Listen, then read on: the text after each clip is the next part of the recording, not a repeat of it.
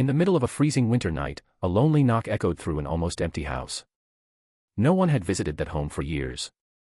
And when the door finally opened, what stood outside would change everything in ways no one could ever predict.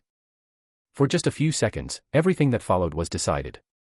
Before we begin, if you believe in the power of kindness and emotional true stories like this, don't forget to subscribe to Kindness Story Hub, like this video, and share your thoughts in the comments. Your support helps keep these stories alive and reaching hearts that need them. Now, let's begin. The house stood at the edge of a quiet neighborhood in Ohio. It was old, slightly broken, and wrapped in silence most of the time. Neighbors passed by it every day, but hardly anyone remembered when it was full of laughter. Inside lived an elderly man named Walter. He was in his late 70s, with silver hair, tired eyes, and a life that felt heavier with each passing year. His wife had passed away almost a decade ago. His only son had moved across the country and rarely called. Walter's days were simple. Wake up, drink black coffee, sit by the window, and watch the world move without him. Nights were worse. Nights were silent in a way that felt loud. The silence wasn't just around him. It was inside him too. He had stopped expecting visitors a long time ago. That evening, snow was falling heavily. The wind was sharp, cutting through the empty streets. Walter sat in his armchair, wrapped in a thick blanket, staring at an old photograph of his wife. Then it happened. A knock. Not loud. Not aggressive. Just uncertain. Walter froze. His first thought was that he imagined it. No one came here anymore. Not in weather like this. Then came another knock. A little stronger. Slowly, he stood up, his knees aching. He walked to the door, every step heavier than the last. His hand touched the cold doorknob. For a moment, he hesitated. Something about that knock didn't feel ordinary. Then he opened the door. And there stood a young boy. The child couldn't have been older than 10. His jacket was thin, soaked from snow. His shoes were mismatched, his face red from cold. He was shivering so badly that he could barely stand still. But what shocked Walter most was the boy's eyes. They weren't just tired. They were desperate. The boy didn't speak at first. He just looked up, trying to hold himself together. Walter's silence deepened. Finally, the boy whispered, "I'm sorry. I didn't know where else to go." That sentence broke something inside the house. Because the house had been silent for so long, it had forgotten how to respond to pain. Walter stepped aside without saying a word. The boy hesitated, unsure if he was allowed to enter. Then he slowly stepped inside, leaving small wet footprints on the wooden floor. Walter closed the door behind him. For a moment, neither of them spoke. The only sound was the wind outside and the soft dripping of melted snow. Walter went to the kitchen without thinking. He heated water, pulled out an old towel, and placed it near the boy. "Sit," he finally said. The boy obeyed immediately, as if he had been waiting for someone to say that for a long time. While the boy warmed his hands around a mug of tea, Walter studied him quietly. "What's your name?" Walter asked. "Ethan," the boy replied. Another silence followed. Then Walter asked, "Where are your parents?"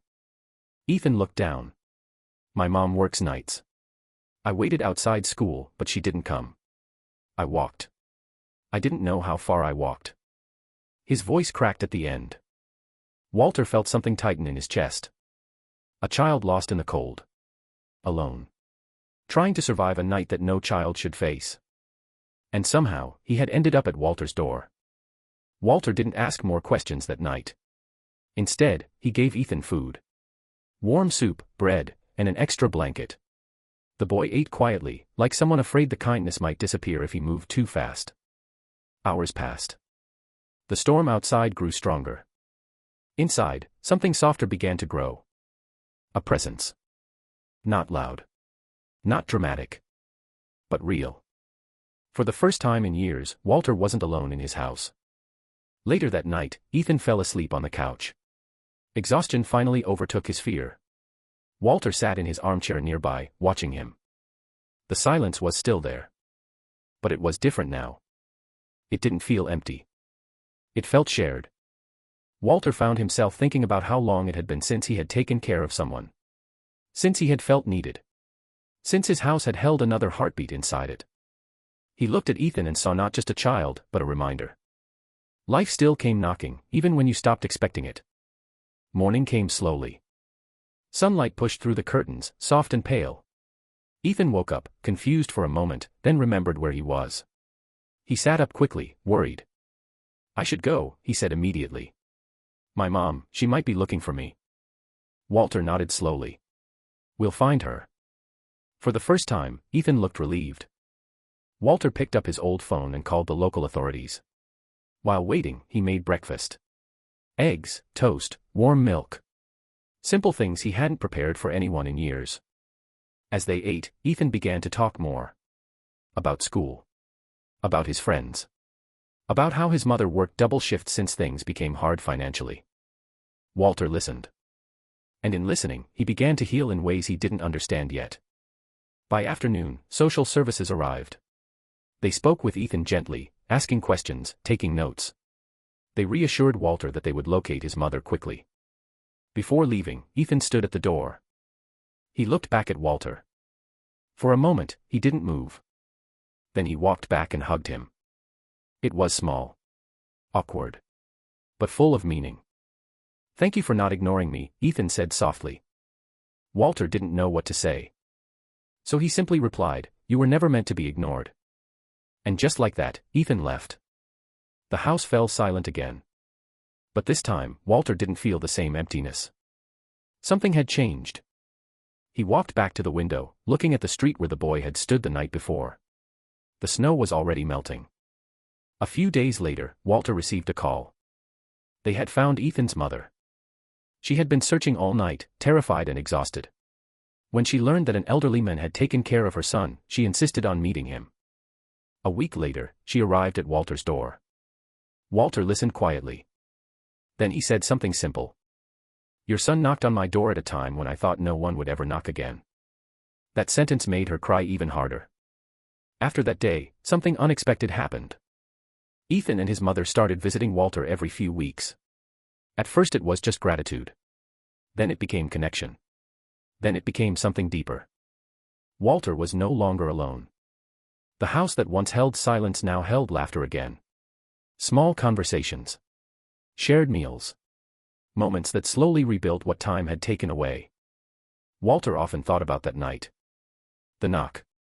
The cold. The boy standing at his door. What if he had ignored it? What if he had stayed in his chair? But he didn't.